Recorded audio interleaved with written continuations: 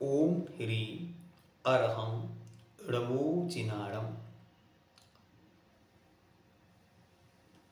परम पूज्य संत श्रोमणी आचार्य श्रेष्ठ गुरुवर श्री विद्यासागर जी महर्षिराज के पवित्र मंगलमय दिव्य आशीष और परमोपकारी निर्यापक श्रमण मुनिपुंगव शिशुदास सागर जी महाराज की वरदानी छत्र छाओं में द्वादश वर्षीय स्वाध्याय पाठ्यक्रम का यह 7वां वर्ष हम सभी पढ़ रहे हैं। इस 7वें वर्ष के अंतर्गत इस वर्ष आपको 4 ग्रंथ पढ़ने हैं। क्रमशः 100 अंक का पेपर होगा और वह केवल एक पेपर होगा। इसके पूर्व तक 2 पेपर होते थे, एक का नाम था अनिवार्य, एक का नाम था ऐच्छिक। इस वर्ष ऐच्छिक पेपर नहीं होगा, केवल अनिवार्य पेपर होगा। अब जो 4 ग्रंथ हैं उन्हें क्रमशः देखें। पहला है जीवकांड, गौमटसार जीवकांड आचार्य नेमिचंद महाराज द्वारा लिखित है और यह ग्रंथ जो आगास से प्रकाशित है उसे आगास प्रति भी कहते हैं। और आगास प्रति से गाथा नंबर 1 मंगलाचरण से प्रारंभ करके कषाय अधिकार पूर्ण अर्थात 298 गाथाएं ये आपको इस वर्ष पढ़नी है, जिसमें से आपको 70 अंक के प्रश्न पूछे जाएंगे।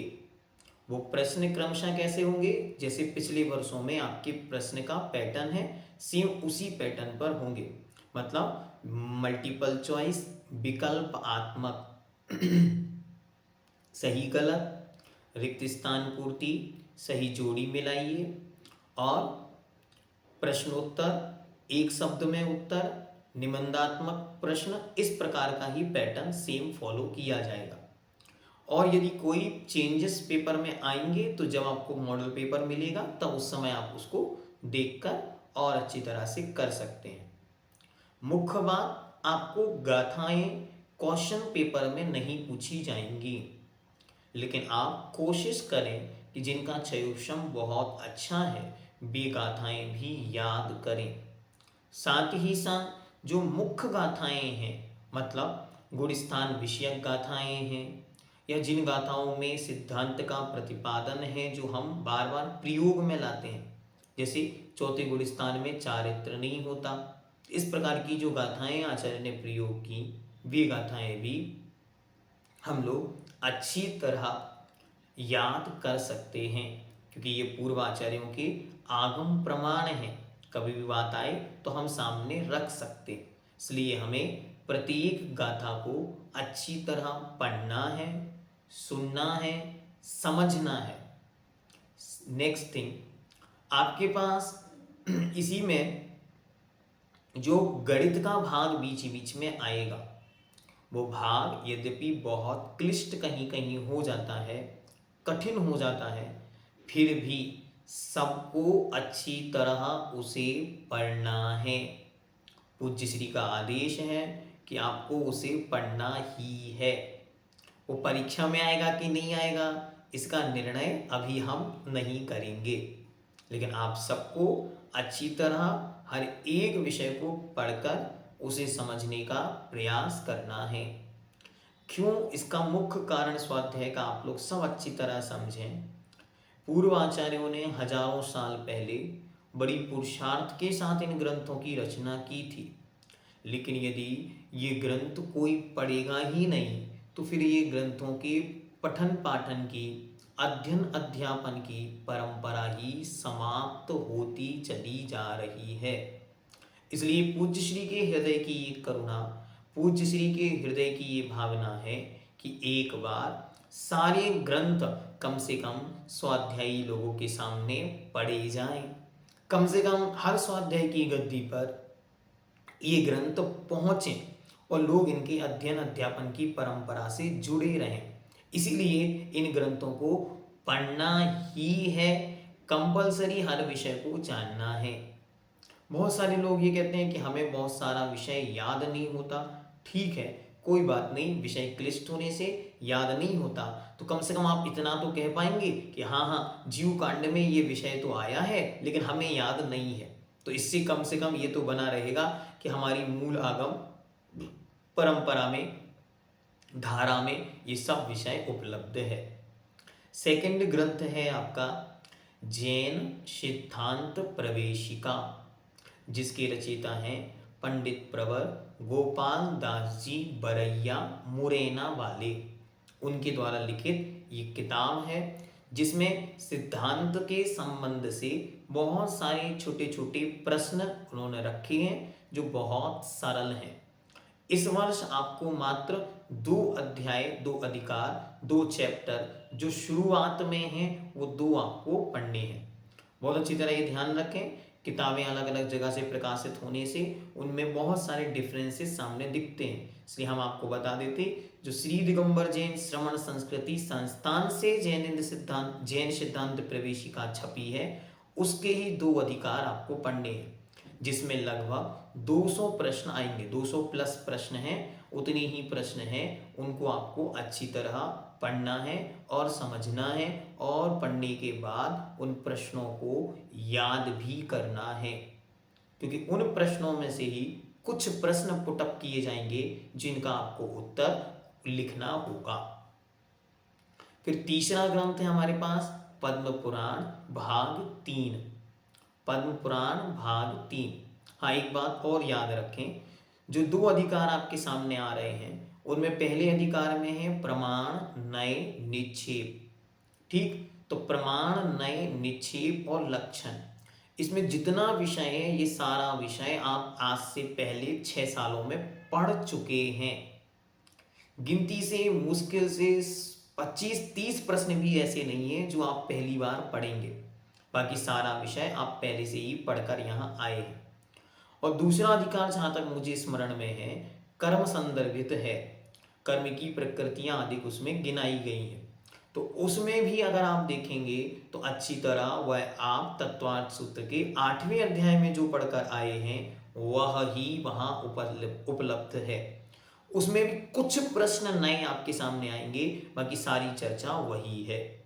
ठीक है, तीसरा ग्रंथ है पद्म पुराण भाग 3, जो कि भारतीय ज्ञान पीठ से प्रकाशित है, पंडित पन्नालाल जी साहित्याचार्य जी के द्वारा जिसका संपादन किया गया।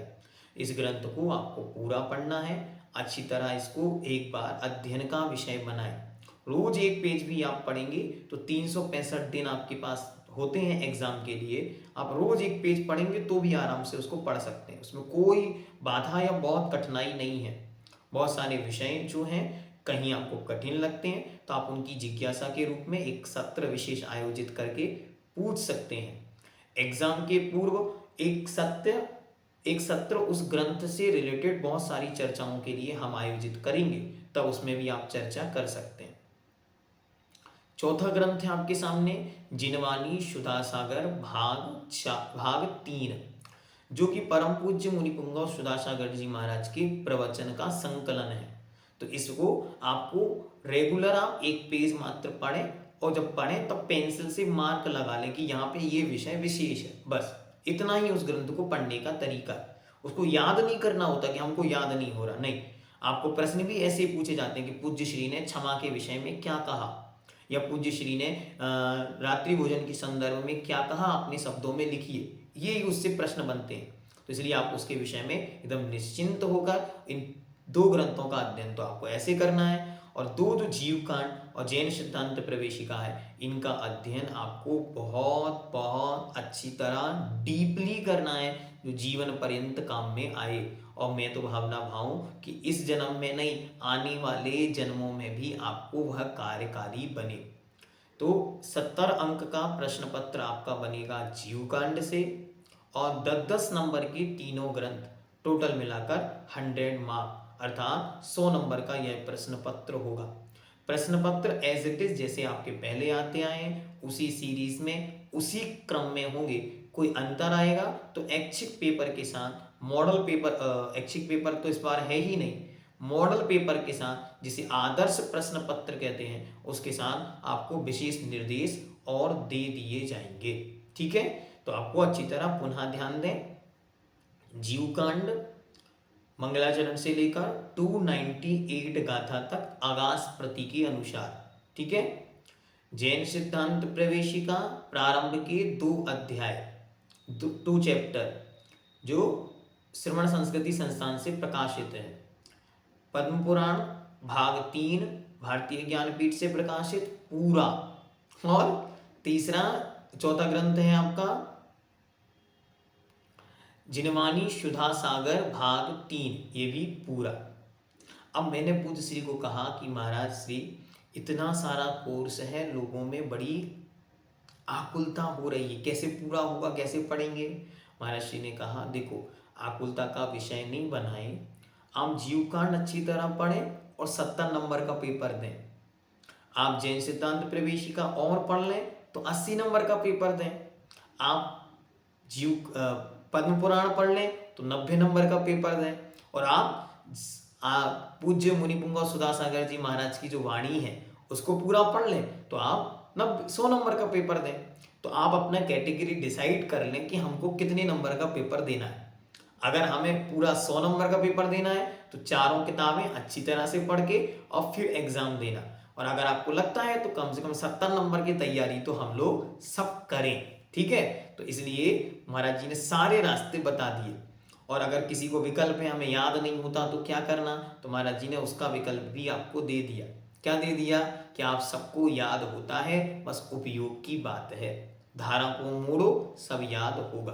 तो इस बार आप सब अच्छी तरह अध्ययन करें, अच्छी तरह तैयारी करें। ये सारा का सारा कोर्स हमने आपके सामने रख दिया। आप सबके लिए बहुत बहुत मंगल, शुभकामनाएं, बधाइयाँ, और आप सब अच्छी तरह अध्ययन करें। सारी वीडियोस क्रमशः आपको जीवकांड जी की उपलब्ध हो रही हैं, क्रमशः आपको जैन सिद्धांत प्रवेशिका की उपलब्ध होंगी। पद्म पुराण भाग 3 का सार और जिनवानी सुधा सागर भाग 3 का सार भी एग्जाम के पूर्व उपलब्ध कराने का प्रयास रहेगा। जयतु जिन शासनम।